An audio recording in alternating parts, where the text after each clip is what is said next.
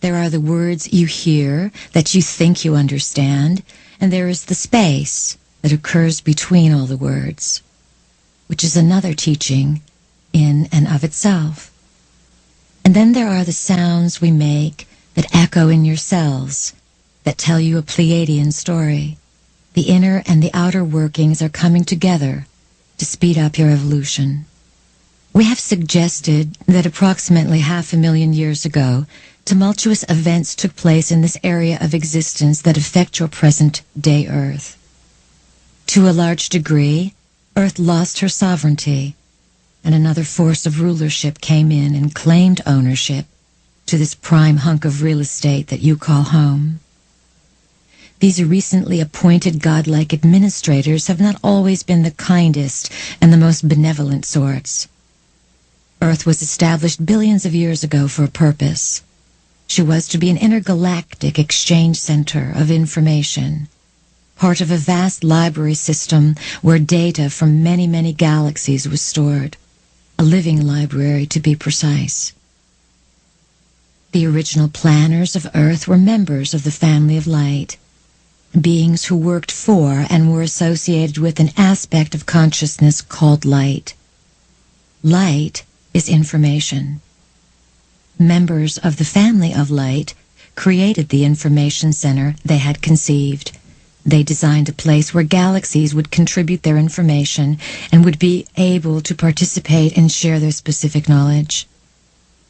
The project of the living library on Earth was eventually fought over. Skirmishes took place, and Earth became a place of conflict and duality. When these skirmishes occurred, a certain group of entities fought in space and won the territory of Earth. These new owners wanted the native Earth species to remain unevolved and uninformed, so that the species would be easier to control. The original species of human creation experienced great destruction, and its DNA was scattered. What the gods now realize is that we are in a dilemma in the Pleiades. There is a tyranny that was let loose on Earth, and that tyranny has returned to us. Did you know that we made the tyranny, that we stripped you of your heritage of a fully functioning 12-stranded DNA? Do not be naive about Pleiadians, including us. Why do you think we are doing this healing work on your planet? Consider that perhaps we need you for our next phase of development. If we wish to grow, we must heal a past that we have been connected to. These last few years, you have been impulsed into diving more deeply into personal exploration, the meaning of identity, and connecting with your cosmic overview of life. Perhaps at first it seemed as if you were reaching far beyond what the parameters of civilization supported. As you met in quiet clusters everywhere, letting out your deepest yearnings and knowings and secrets that you had your whole life, you began to realize that perhaps you were not so far outside the parameters of civilization. Perhaps civilization was moving as you extended the boundaries. For the last 500,000 years, various civilizations on Earth have been seeded from different star systems that were part of the original library program. Each appeared at a different time period, penetrating a controlled force field that isolated Earth and kept it inaccessible as a library. These civilizations would flourish for 500 years, 5,000 years, 10,000 years. Then the forces that own the planet would somehow shoo them away or destroy them. These civilizations could not establish ownership here, so they left clues or steps to the ladder as part of the master plan. Egyptians, Incas, Balinese, Greeks, Tibetans, Sumerians, Native Americans, Maya, Aboriginals, and many, many other indigenous peoples have contributed keys of understanding, all pointing to the heavens. If present-day humans could read the steps and clues left by these cultures, they could once again liberate and own Earth.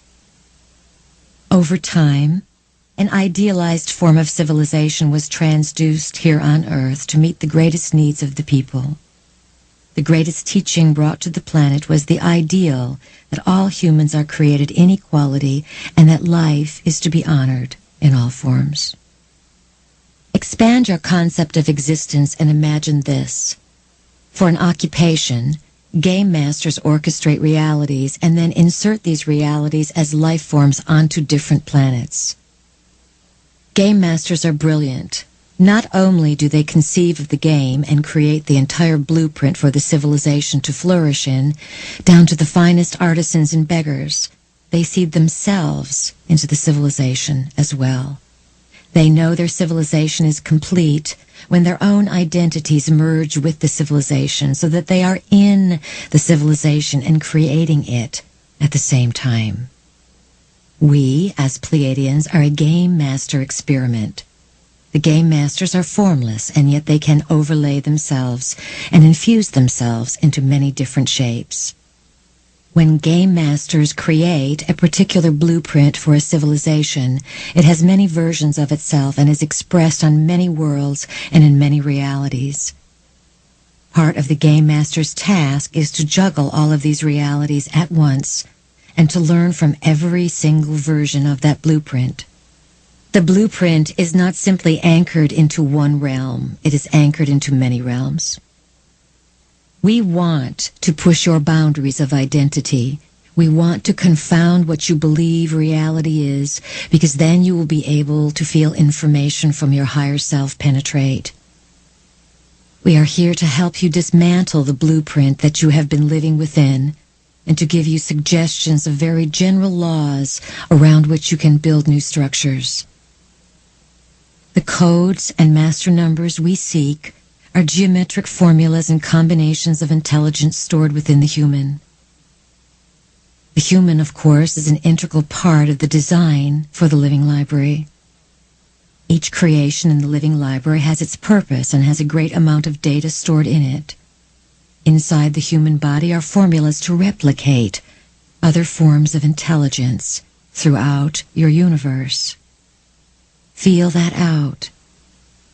Inside the evolved 12-stranded human are formulas to create life for other forms of intelligence in this universe.